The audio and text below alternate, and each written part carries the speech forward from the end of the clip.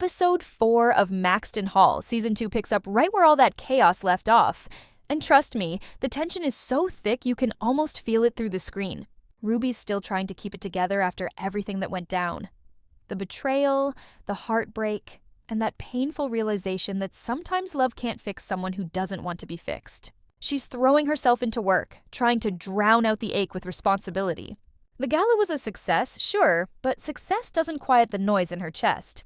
Every hallway, every corner of Maxton feels like a reminder of James. The laughter, the stolen glances, and the promises that never lasted long enough to mean something. Meanwhile, James is fighting battles no one sees. He's going to therapy now, trying to face everything he's been running from. For once, he's actually listening, actually trying. But you can tell he's still haunted by his own reflection. His father's voice lingers in his head like poison, whispering that weakness is failure, that feelings make him soft. It's like he's stuck between wanting to be better and not knowing how to exist outside the pain. And deep down, he knows Ruby's the only person who ever saw the real him. The thought of losing her for good, it's eating him alive. Lydia, on the other hand, is walking through her own storm. The news of her pregnancy has already shaken her world, and now that Sutton knows, things are spiraling fast. He's terrified his reputation will shatter, so he's doing everything he can to make the problem disappear. He's pushing Lydia to make choices she doesn't want to make, trying to convince her that giving up the babies is her only way out. But Lydia's not the same scared girl she used to be. She's been through too much to let anyone dictate her life again. You can see it in her eyes. That quiet fire that says she's ready to fight, Ruby's trying to be there for her. But she's also starting to break under the pressure. The walls she built to protect herself are starting to crack. Between her Oxford preparations, her responsibilities at Maxton, and the emotional wreck James left behind, it's like she's juggling 100 versions of herself.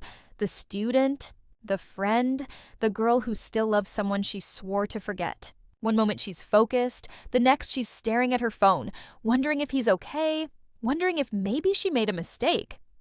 And then it happens. A text from James. Just one line, short, quiet, but it hits her harder than anything. "Can we talk?" For a second, her heart forgets how to beat. She knows she shouldn't reply. She knows she promised herself she wouldn't get dragged back in. But curiosity, that damn curiosity, it's louder than her pride. She doesn't answer. Not yet. But she can't stop staring at those 3 words glowing on her screen. It's like they're taunting her, reminding her that some ties are too deep to cut clean. Across town, James is waiting for a reply that never comes. He's sitting in his car, parked outside the same cafe where they used to meet after class, watching the door like she might appear any second. He's rehearsing the things he'd say if she gave him the chance. The apology, the explanations, the truth. He wants to tell her he's changing, that this time it's real. But deep down, he's scared. Because what if it's too late? What if the damage is already permanent? What if Ruby's heart finally learned to live without him? That's the beauty and the tragedy of this episode. Everyone's trying to move forward, but they're all still trapped in the wreckage of their past. The heartbreak hasn't healed. It's just wearing prettier clothes. And as the day fades into night, and Ruby sits alone in her room staring at that unread message, you can almost feel the story shifting. Something's coming. Something that'll force them both to face everything they've been avoiding. Because in Maxton Hall, peace never lasts long, and love always finds its way back, even when it shouldn't. Episode 4 digs deeper. And by deeper, I mean right into the parts they've all been trying to hide, the parts that smell like old wounds and fresh danger at the same time. Ruby thinks she's in control. Oxford acceptance letter framed in her room, gala photos scattered across her bed like proof that she can do more than survive. But control is a liar. The second she lets herself believe she's out of the storm, a new gust rips the curtains. James shows up to class like a man trying to act casual after a hurricane. He's quieter, his jokes are thinner, his eyes hold that new brittle silence therapy taught him to carry. But change doesn't arrive like a miracle. It shows up as small, shaky steps. He brings cupcakes to the study group, he helps rebuild lockers, he volunteers at the library, gestures that look like penance and promise all at once. Ruby watches him with that half smile that says she's starting to forgive, not because she's weak, but because forgiveness is smarter than revenge. Still, when he reaches for her hand in the library and she pulls away, the room explodes in 1,000 tiny shards only they can see, and you can feel how much this hurts him. Every little rejection is a reminder that some bridges may never be crossed again. Meanwhile, Lydia's storyline moves from private panic to a public threat. Sutton is a quiet predator. He smiles in meetings and rearranges bodies on his chessboard when no one's looking. He doesn't just want Lydia to disappear, he wants the proof of his misstep erased. He calls a meeting with a woman who whispers about options and consequences in a voice that sounds like money. It's chilling because it's methodical, clinical, like he's reading from a script that never included guilt. Lydia finds an ally in an unexpected place. Ember. Ember, who's louder than the rest and not afraid to break rules, shows up at Lydia's house with snacks and a plan. Not to run, but to fight. They talk late into the night, whispering strategies while the house sleeps, plotting a way to keep the twins and expose Sutton at the same time. Ruby overhears a partial conversation one morning, and the air goes cold. She realizes this is bigger than a private heartbreak. It's about safety, about power, and about what Maxton Hall will allow to happen if nobody stands up. Mortimer, as always, lurks between the lines. He's not the cartoon villain here. He's the carved-in-stone kind of danger, the man who believes his family's name is a shield that excuses everything. He corners James after practice, the corridor lights long and harsh, and drops words like weakness and legacy, trying to push the old James back into the box. But James surprises him. He answers with something that is not silence. It's small, messy, and human, but it's an answer that says he's trying. Mortimer looks pained, not because he's losing power, but because he's watching the son he wanted become someone he can't control. That moment should be a victory for James, but Maxton's world doesn't hand out simple wins. Later that night, someone slips an anonymous envelope under Ruby's door. A set of photos that weren't meant for her eyes. James with Elaine. More angles, more timestamps, proof that doesn't ask for mercy. The photos were taken months ago, and whoever sent them wants to remind Ruby what betrayal looks like up close. She feels every memory as if she's living it again. The kiss, the party lights, the sound of a promise breaking. She wants to burn the pictures. She wants to throw them in the bin and walk away. But instead, she tucks them into an envelope and slides it into her jacket like a wound she's trying not to expose. This choice matters. It tells you she's not the kind of girl who hides. She's the kind who waits and watches and then decides how to strike. The gala planning thread thickens too. Sponsors pull out over rumors, the venue demands more money, and the volunteers show up with less enthusiasm than before. Ruby rallies the team like a captain on a sinking ship, barking orders and hugging shoulders, but every cheer is brittle. James offers to help again, and this time, Ruby doesn't hand him an impossible task. She gives him something useful and human. To man the coat check, to be present but not the center. It's a test and an olive branch in one. He passes in small, imperfect ways, and the audience watching can feel the slow rebuild of trust. But trust built from rubble is never steady.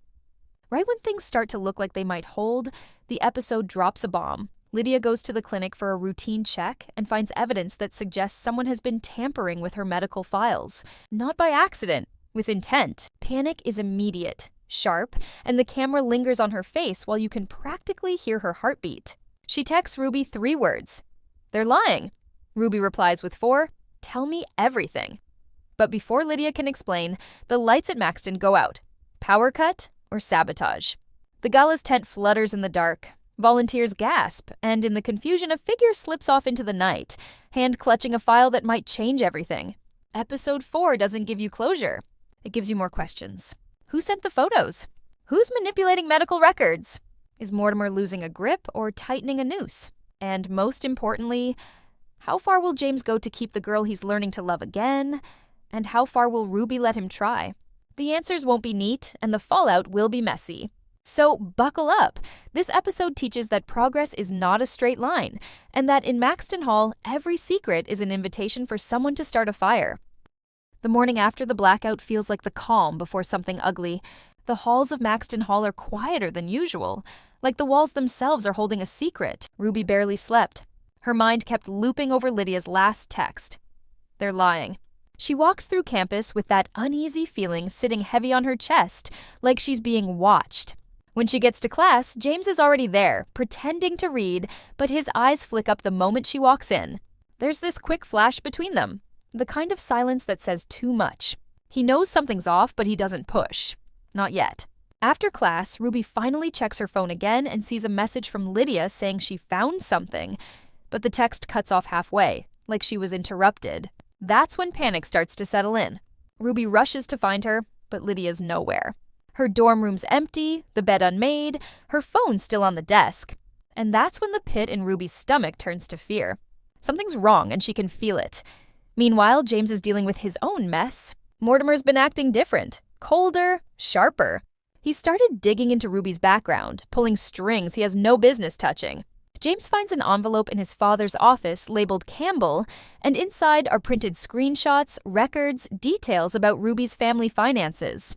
It's invasive, disgusting, and it makes James sick.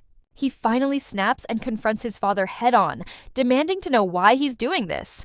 Mortimer, calm as ever, tells him that love is a distraction, that Ruby doesn't belong in their world. "You'll thank me when this is over," he says. And it's in that moment James realizes his father will never change. He walks out shaking, his chest tight with rage. But there's something else buried under it. Determination. For once, James isn't running from the fire. He's running toward it. Ruby, on the other hand, is done waiting. She goes to the hospital where Lydia was last seen for her appointment, pretending to be a relative to get answers. The receptionist hesitates, but eventually lets something slip. Lydia never checked out. Her file is missing too. Ruby's heart drops. It's like Lydia vanished between the cracks, and no one cares enough to notice. She storms out, pulling out her phone, ready to call the police.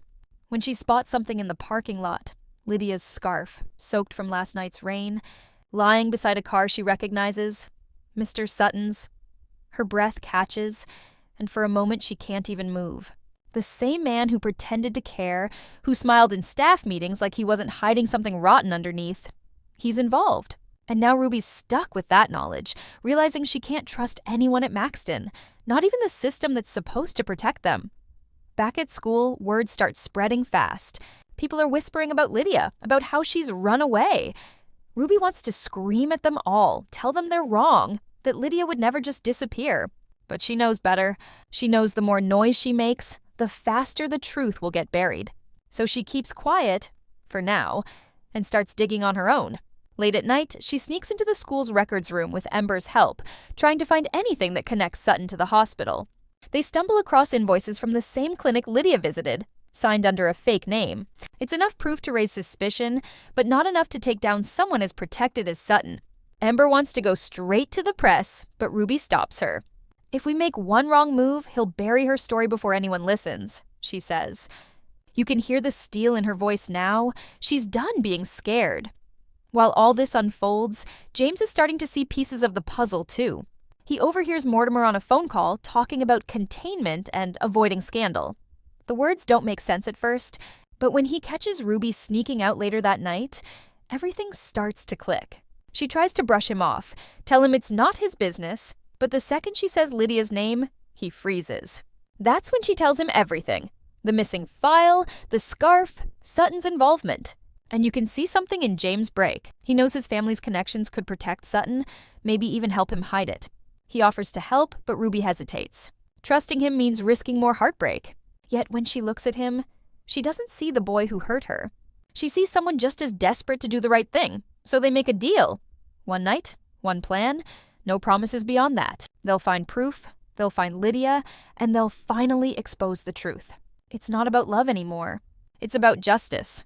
But what neither of them realizes is that they're already being watched. As they drive away from Maxton under the cover of darkness, a black car pulls out behind them, its headlights dimmed, following just far enough to stay unseen. And that's when you realize the real danger isn't what they're chasing. It's what's chasing them. The night stretches long and heavy as Ruby and James drive through the outskirts of town, the hum of the engine barely masking the tension sitting between them. The silence feels loaded. Not with love, but with all the words they've been too scared to say. Ruby keeps her eyes on the road, jaw clenched, knuckles tight on the steering wheel. James glances at her every few seconds like he's afraid she'll vanish if he looks away. They stop at the edge of the old district where the hospital keeps its storage archives, the place where paper records go to die. It's dark, empty, and soaked from last night's storm. Ruby steps out first, flashlight in hand, heart pounding hard enough to echo in her ears. She's scared, but she's past the point of turning back. They sneak in through a side door James manages to unlock.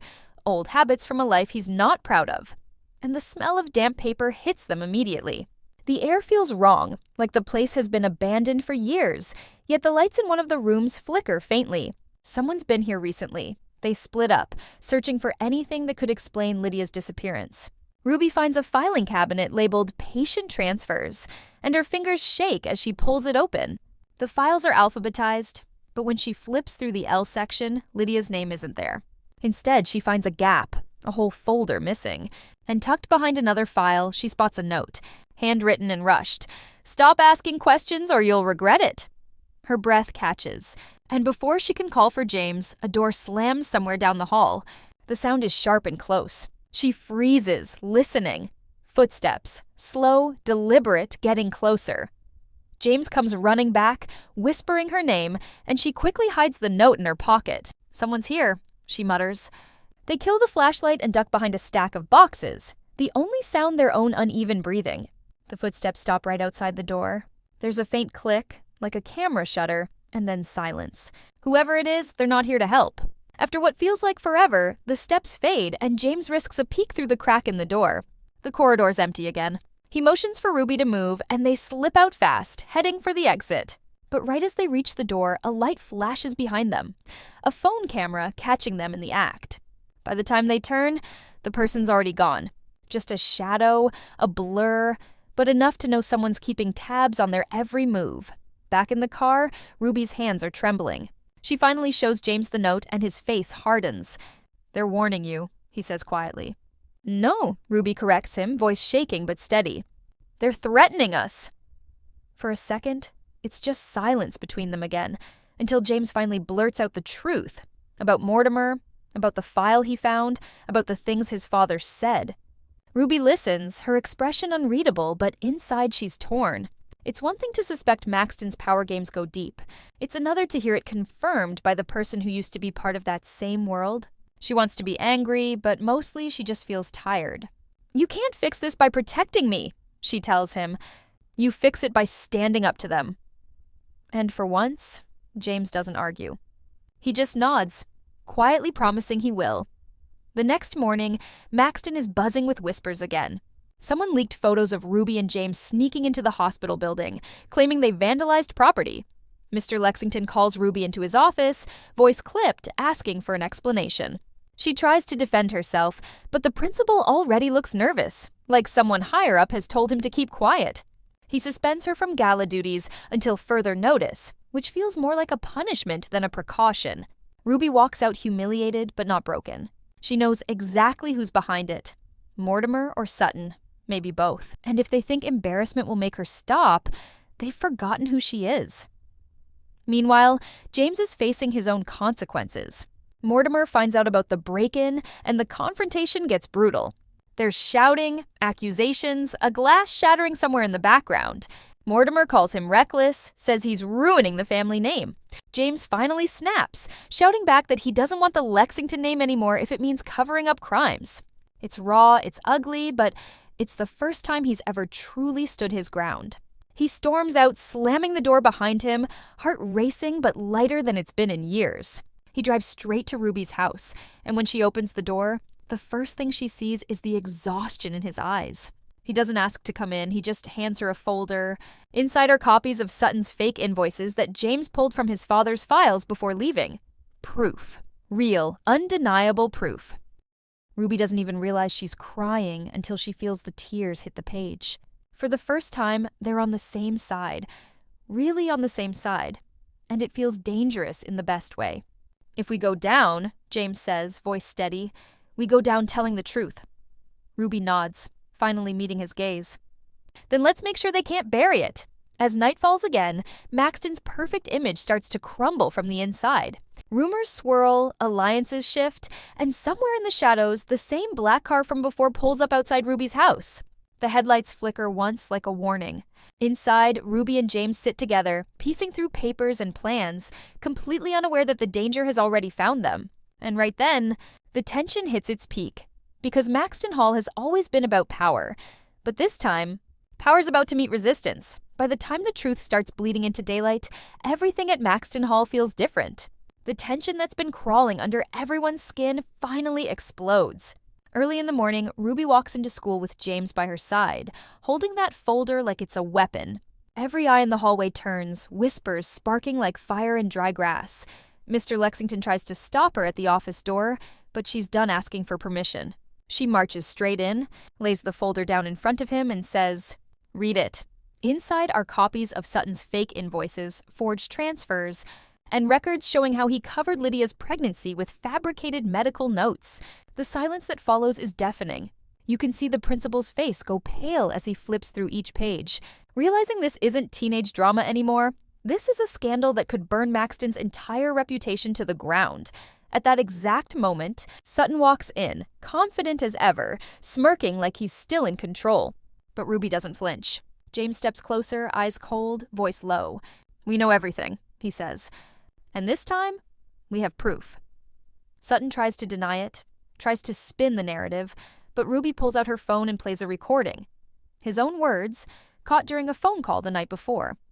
His voice echoes through the office, talking about getting rid of the problem, confirming every single thing they suspected. Sutton's face drains of color, his arrogance collapsing into panic. For once, the power isn't his anymore. It belongs to them. Soon enough, the truth spreads. Teachers whisper, students gather, and by noon, the whole school is buzzing with the news that the untouchable Mr. Sutton might be finished. Lydia, safe and recovering in a nearby shelter thanks to Ember's quick thinking, finally sends Ruby a message. A simple "thank you." It's short, but it says everything. She's free, she's safe, and she's finally out of his reach. Ruby breaks down when she reads it, a mix of relief and exhaustion pouring out of her. She's been fighting battles no student should ever have to fight, but in that moment, she knows it was worth it. James, too, is finally seeing the cost of change. His father, furious over the exposure, cuts him off completely. No money, no support, no name to hide behind. But for the first time, James doesn't look broken. He looks free. "Maybe this is what I needed," he tells Ruby quietly. "To lose everything so I could find myself." And Ruby smiles at him.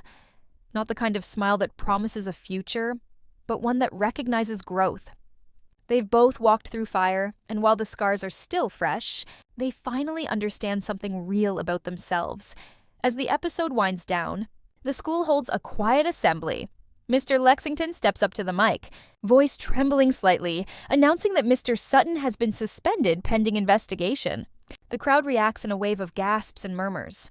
Ruby sits near the back, James beside her, both watching silently. There's no applause, no celebration, just a shared breath of truth finally out in the open. The storm isn't over, but for the first time, there's sunlight breaking through the cracks. Ruby leans over to James and says softly, "We did the right thing." He nods. "We finally did." That night, the camera lingers on Ruby sitting at her desk, flipping through a photo strip, the one from the gala photo booth. Her smile in those pictures is fragile, uncertain, but it's real. She tucks it into her journal and looks out the window, the lights of Maxton Hall glowing in the distance. Somewhere out there, Lydia is starting a new chapter. James is rebuilding from scratch. And Ruby? She's finally learning that strength isn't about being perfect. It's about standing tall even when the world tries to break you. And that's what makes this episode hit different. It's not just about love or heartbreak anymore. It's about courage, truth, and finding light after the darkest night. Maxton Hall Season 2. Episode 4 shows us that healing doesn't always come quietly. Sometimes it comes with fire. If you made it this far, you're officially part of the Teleboss 2 family. And trust me, the next episodes are only going to get wilder. So make sure you like this video, subscribe to Teleboss 2, and turn on the bell icon so you never miss the next breakdown, theory, or hidden detail. Because here, we don't just talk about shows. We live them, we feel them, and we dig into every twist before anyone else. Stay tuned, stay curious, and I'll catch you in the next one.